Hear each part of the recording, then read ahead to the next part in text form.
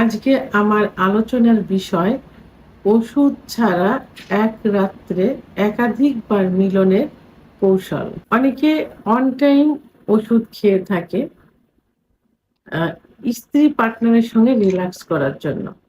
অর্থাৎ আ কয়েকবার মিলনে লিপ্ত হওয়ার জন্য। আবার অনেকের রিল্যাক্স ছাড়াও দেখা যায় যে যৌন অক্ষমতা অর্থাৎ সহবাস করার মতো কোনো পরিস্থিতি নেই ওষুধ ছাড়া। তারা অন টাইম খেয়ে সহবাসে যায়। কিছুদিন অবশ্য এই অন টাইম এ কাজ করে। পরবর্তীতে কিন্তু অন টাইম এ কাজ করে না। পারফেক্ট কোনো চিকিৎসাতেও কাজ করে না। আর অন টাইম খেলে কিডনি ইফেক্ট হয় খুব দ্রুত। অর্থাৎ কিডনিতে সমস্যা হয়। আমার মনে হয় যে একটা খেলেই মনে হয় কিডনিতে সমস্যা হয়ে যায়। তো যাই হোক অনেকেই এ এই অন টাইম এর উপর নির্ভর করে দেখা যায় যে যৌন অক্ষমতার সময়টা কাটাতে চায়। আবার স্ত্রীর সঙ্গে কিছু দিন রিল্যাক্স যাপন করতে চায়। তো এটা আ ওষুধ ছাড়া অন টাইম ছাড়া এর চিকিৎসাই কিন্তু পারফেক্ট। কারণ আ এর অ যৌন রোগ কোনো রোগ না। এ রোগে কেউ মারা যায় না, বিছনায় পড়েও থাকে না, হসপিটালেও ভর্তি হয় না। এটা হরমোনাল একটা বিষয়। হরমোন পুরুষের যে হরমোন টেস্টোস্টেরন হরমোন কমে গেলে এটা হয়। এই সঠিক চিকিৎসা নিলে আবার পূর্বের অবস্থায় ফিরে আসে।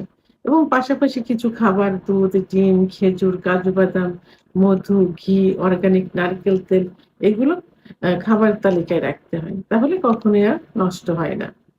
আপনারা দেখবেন যে অনেক বৃদ্ধ ৮০-৯০ বছরের বৃদ্ধও কিন্তু এখন ৩০-৪০ বছর বয়সের মেয়েদের বিয়ে করছে এবং স্মার্ট সুন্দরী চাকরিজীবী ব্যবসায়ী মেয়ে। তারা সংসার করছে, আ বাচ্চা হচ্ছে আবার ব্যবসা-বাণিজ্য করছে। তাহলে পুরুষের সেক্স নষ্ট হয় না। চিকিৎসায় এটা ঠিক হয়ে যায় ইনশাআল্লাহ। তো এখন যারা শৌখিন, আসলে এই বিষয়টা জৈবিক একটা চাহিদা। এটা শৌখিনও না। অনেকেই চায় যে মাঝে মাঝে স্ত্রীর সঙ্গে উম পার্টনারের সঙ্গে কিছু সুন্দর মুহূর্ত কাটাই। অর্থাৎ কয়েকবার যৌন মিলনে কারণ ভালোবাসার বহিঃপ্রকাশ আ শেষ পর্যায়ে যৌন মিলন স্বামী-স্ত্রীর যেটা। তো যৌন মিলনে লিপ্ত থাকতে চায়। তবে এটা প্রতিনিয়ত এটা চাওয়া যাবে না। দেখা গেল যে সপ্তাহে ১ দিন, মাসে ২ দিন কি ৪ দিন এভাবে। তো যাদের যৌন অক্ষমতা আছে অথবা যৌন ক্ষমতা একটু কম অথবা একবার করলে ২য় বার হয় না আ এবং যারা যৌন ক্ষমতা আছে কিন্তু এক রাত্রে ৩-৪ বার করার মতো ক্ষমতা হয়তো নেই, হলেও দুর্বল হয়ে যায়। তাদের উদ্দেশ্যে আজকে সহজ কিছু কৌশল বলব। এই কৌশল অবলম্বন করলে মাঝে মাঝে স্বামী-স্ত্রী রিল্যাক্স এর জন্য এক রাত্রে একাধিকবার সহবাসে মিলিত হতে পারেন। তো এই যে একাধিকবার সহবাস মিলিত হওয়া এটা একবার সহবাস করার পর ব্যবধান ২ ঘন্টা হলে সবথেকে ভালো হয়। ২ ঘন্টা পরে কিন্তু ইউজুয়ালি আবার যৌন আ চাহিদা কিন্তু চলে আসে। তো এবং এটা যদি সম্ভব না হয় তাহলে ১ থেকে ০.৫ ঘন্টার ভিতরেও কিন্তু যৌন চাহিদা আনা সম্ভব। তো কিভাবে করতে হবে? ১ম এই স্বামী-স্ত্রী দুজনের মানসিক প্রস্তুতি নিতে হবে যে আমরা আজকে একটু আনন্দ করব। আ ম এবং সেটা দুজনের ভালো একটা সময় যাবে। কারণ স্বামীও চাকরি, ব্যবসা-বাণিজ্য নিয়ে ব্যস্ত থাকে। স্ত্রী ঘর সংসার নিয়ে ব্যস্ত থাকে। আবার কর্মজীবী হলে কর্মজীবন থাকে। দেখা যায় সপ্তাহে ১ দিন শুক্রবার ছুটি থাকে। আবার আ পার্সোনাল কিছু দিনও থাকে। তো সেক্ষেত্রে দুজনের আগে বলা থাকলে স্ত্রী কি করবে? স্বামীর পছন্দ মতো একটু গুছিয়ে থাকবে। নরমালি ইউজুয়ালি তো প্রতিদিন একভাবে গুছানো থাকে। তো ঐদিন মানসিক প্রস্তুতি নিয়ে থাকবে, একটু পরিষ্কার পরিচ্ছন্ন গুছানো এবং তাদের পার্সোনাল রুমটা গুছানো। যেন স্বামী স্ত্রীকে দেখা মাত্রই তার একটা যৌন আকর্ষণ কাজ করে এবং ঐদিন স্বামীর পাশাপাশি জায়গা যখন বাসায় থাকবেন, পাশাপাশি অবস্থানে থাকতে হবে। তারপর যখন রাত্রি বেডে যাবেন, ঠিক সেই মুহূর্তে বেডে যাবার পূর্বে স্বামী কিছু খাবার অর্থাৎ আমি একটা রেমেডি বলব, রেমেডিটা তৈরি করলে সবথেকে ভালো হবে। সেটা হলো ১ গ্লাস গরম দুধের ভিতরে গরুর দুধ, গরম দুধের ভিতরে ২টা হাঁসের ডিমের কুসুম, ১ চামচ মধু, ১ চামচ ঘি, ১ চামচ অর্গানিক নারিকেল তেল। তো অর্গানিক নারিকেলের তেল অনেকেই চেনে না। ঘি, মধু সবাই চেনে।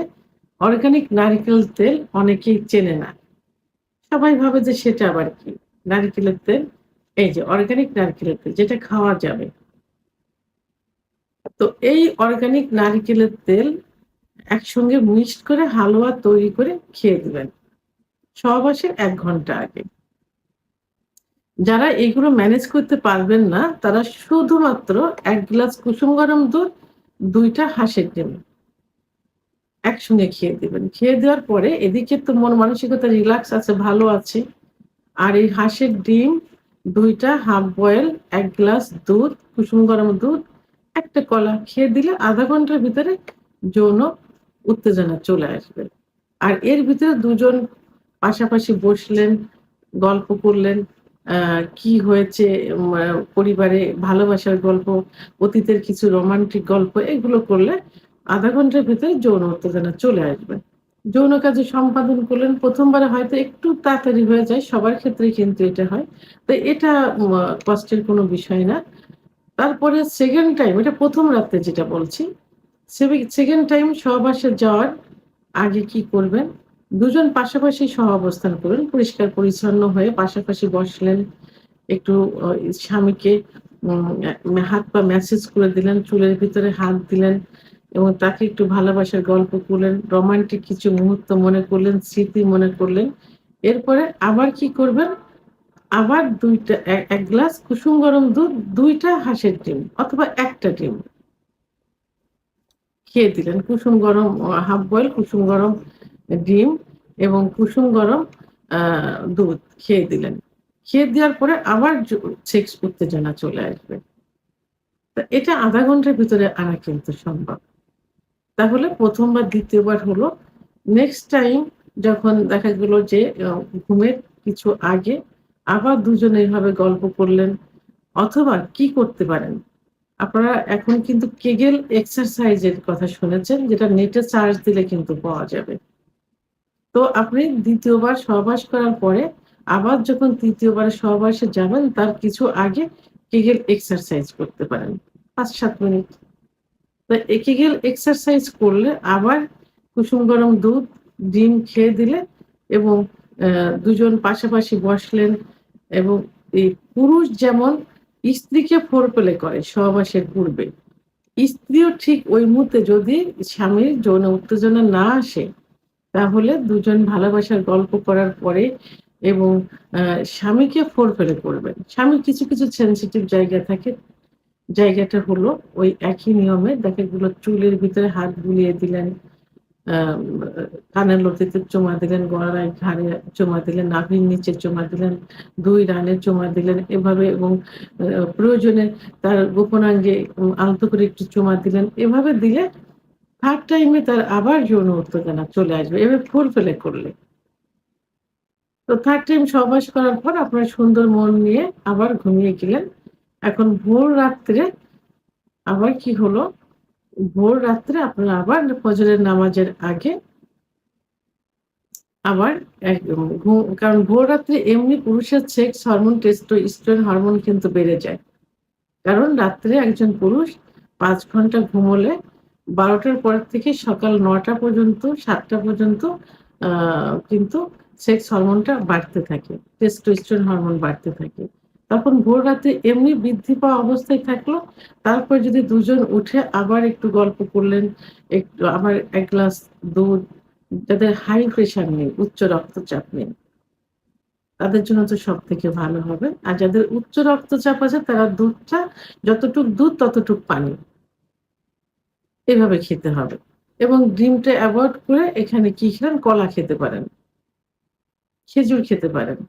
তখন আবার দুধ, ডিম, খেজুর এগুলো খেয়ে আবার দুজন একটু উভয়কে ফোরপ্লে করলো। এভাবে ফজরের নামাজের আগে আপনারা আবার যৌন মিলনে লিপ্ত হতে পারেন। এবং পরবর্তীতে গোসল শেষ করে ফজরের নামাজ পড়লে, আদায় করলে এবং তাহাজ্জুদের নামাজ আদায় করে ফজরের নামাজ আদায় করলে দেখা যাবে যে সারাটা দিন রিল্যাক্সে যাবে এবং ভালো একটা ঘুম হবে। তো এভাবে আপনারা আ এবং পরবর্তীতে কি করতে পারেন, মাঝে, মাঝে এর মাঝে, মাঝে আপনারা এই যে ৩ থেকে ৪ বার সহবাস করলেন, এর ভিতরে কিন্তু একই পজিশনে সহবাস করা যাবে না। পজিশন চেঞ্জ করতে হবে। একেক সময় ১ম বার দেখা গেল স্ত্রী শুয়ে আছে, স্বামী অ্যা মি অ্যা যৌন কার্য চালালেন। ২য় বার দেখা গেল যে স্বামী শুয়ে আছেন, স্ত্রী যৌন কার্য চালালেন। এবার পজিশন চেঞ্জ, বিভিন্ন পজিশন আছে। পজিশন চেঞ্জ করে সময়টা একটু বৃদ্ধি করতে হবে।